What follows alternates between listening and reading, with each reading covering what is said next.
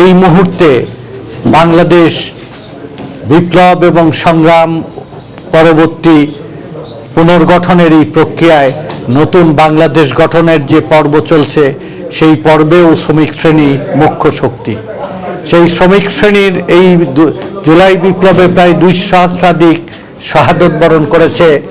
এই 2 সহস্রাধিকের মধ্যে সংখ্যাগরিষ্ঠ মানুষ হচ্ছে শ্রমজীবী মানুষ। এই শ্রমজীবী মানুষের মধ্যে প্রায় 97 জন সম্মিলিত শ্রমিক পরিষদ এবং শ্রমিক দলের নেতাকর্মী, সক্রিয় সংগঠক।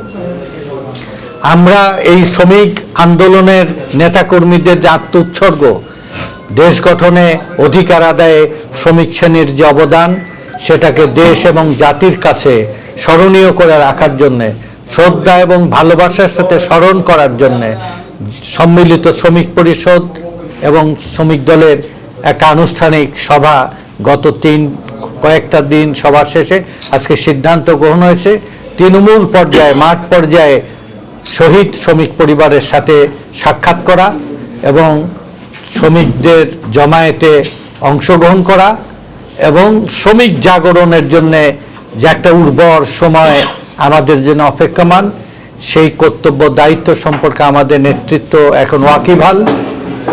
বাংলাদেশের মানুষের ভালোবাসার সমর্থন নিয়ে নতুন বাংলাদেশ গঠন করার জন্য, শ্রমিক জাগরণের জন্য শ্রমিক নেতারা দেশ জোড়া সফর করবে। সেই সফরের আজকে লক্ষ্যেই সিদ্ধান্ত গৃহীত হলো।